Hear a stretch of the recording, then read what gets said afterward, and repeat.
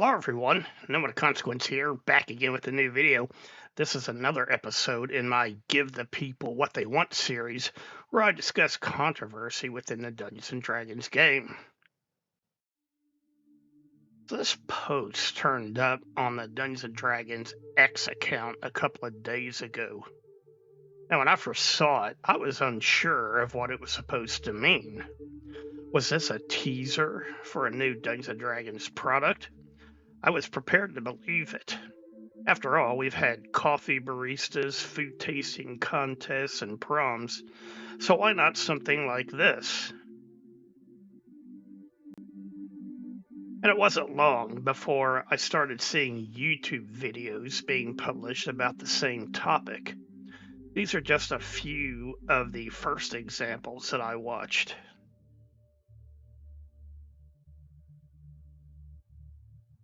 Then I texted about this to my other game group. Not the Monday group, whose adventures I've been making videos about. I'm talking about the other group, who I was at first DMing for, but now I'm currently a player. And one of those people told me that Life of a Showgirl was the just announced name of the next Taylor Swift album. And sure enough, a quick online search revealed images like these. Also, in reading the viewer comments on those other videos, someone said that the artwork actually first appeared in the Journeys Through the Radiant Citadel book. Now, I would have never known this because I do not own that product. But the point is, apparently a lot of other people did not understand the reference either. But whoever runs this Dungeons & Dragons X account obviously did think that the reference would land with their audience. And so I think this serves as a perfect example of the disconnect between the people currently in charge of the Dungeons & Dragons brand versus the actual player base. No doubt there were people out there who did understand the reference. However, I find it difficult to believe that the majority of the Dungeons & Dragons player base are also Swifties. Now, if you want to watch a really good video illustrating this disconnect, then check out Diversity and Dragons video on this topic. There's no narration in the video, it's just a montage of illustrations. Now, I don't want to steal Double D's thunder, so go and watch his video after this one. However, here are a couple of screen grabs.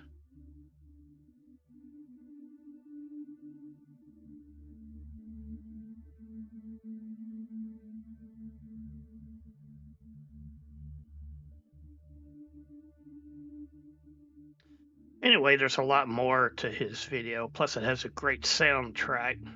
So be sure to check it out if you haven't seen it already. Anyway, moving on. In my last Rant video, I talked about this upcoming Dungeon Master University, which you can sign up for. It's going to be held in Georgia next January. And as the description there says, where Dungeon Masters gather to hone their craft under the tutelage of industry professionals. Yeah, anyway, and then I also, in that last video, went on to talk about the different tiers that you can sign up for, along with their associated cost. The lowest one is still almost $1,000, and that does not include lodging or breakfast and dinner meals, not to mention whatever your travel costs would be to get there and then back home again. My point in bringing all this up was that you should not feel like you should have to attend something like this if you want to learn to be a dungeon master. We had nothing like this back in the early days of the game, and yet somehow we managed to muddle through. Today, sites like YouTube offer a near endless supply of videos offering all the DM advice you could ever want, and all of it for free. For example, here are the thumbnails from my own Dungeon Master Advice series. Now, it's true, my videos do not offer generic DM advice. Instead, they offer advice on running specific old-school Dungeons & Dragons adventure modules. Which reminds me, I need to make a video for running the module D3 Vault of the Drow. Anyway, here are just a few recent video uploads I've found, and which you can watch on YouTube, instead of spending from over $1,000 to $2,000 to attend a DM university.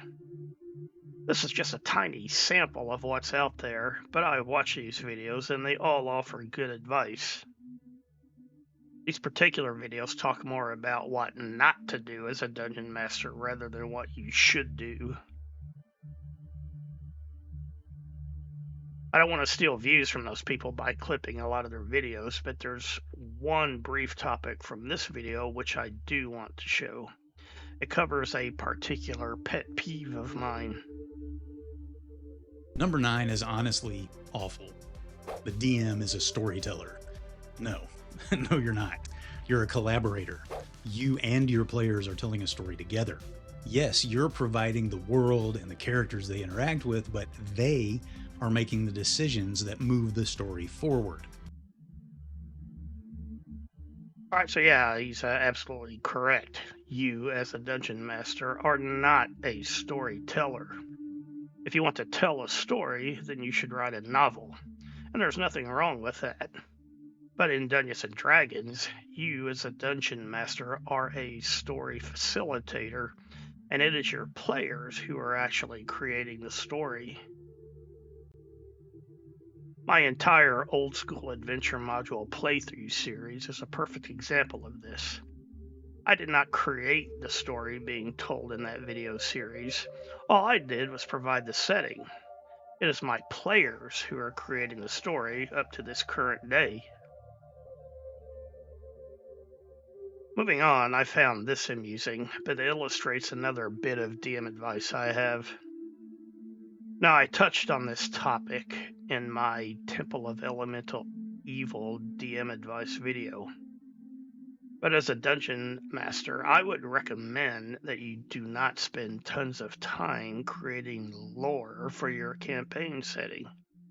Because unless it directly affects what your players are currently doing, they probably don't care about it, and they're certainly not going to remember it.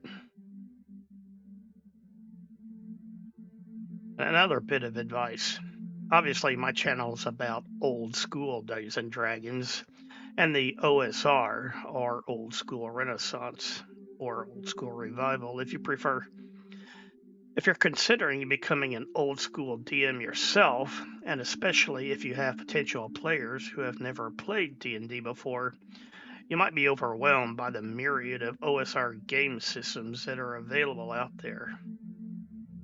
This is just a sample of the OSR game systems to choose from, and it's not even comprehensive. Another potential issue, aside from the sheer number of systems to choose from, is also the fact that none of these are actually Dungeons & Dragons.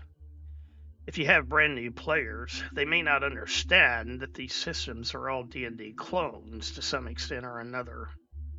All they will know is they want to play Dungeons & Dragons, but these are not Dungeons & Dragons. If you find yourself in that situation, then I suggest you use the same version of Dungeons & Dragons that I currently use, the Mulvey Cook Basic Expert Edition. And although they were published in 1981, you do not have to pay collector's prices to get copies of these rulebooks. You can get PDFs of these rulebooks from ttrpg or the Dungeon Masters Guild websites for only $5 each. Or, if you want hard copies, you can get print-on-demand copies of these books for less than $15 each. On the other hand, the D&D 2024 Dungeon Masters Guide currently sells for $40 on Amazon. So you could get copies of both of these rulebooks for less than that one book. And finally, here's a thumbnail of a video I recently watched, which does a great job of explaining why you can't beat the original when it comes to old school Dungeons & Dragons. So if you're interested, give this video a watch after my video here.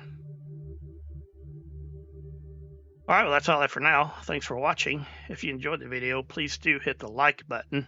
If you can, please leave a comment, because the way the YouTube algorithm works these days is engagement from viewers definitely helps. If you haven't yet, please subscribe to the channel, and if you know of a good place, please share the video. And anything you can do to help support the channel, I appreciate it. Thanks again. Bye for now. You gotta give up.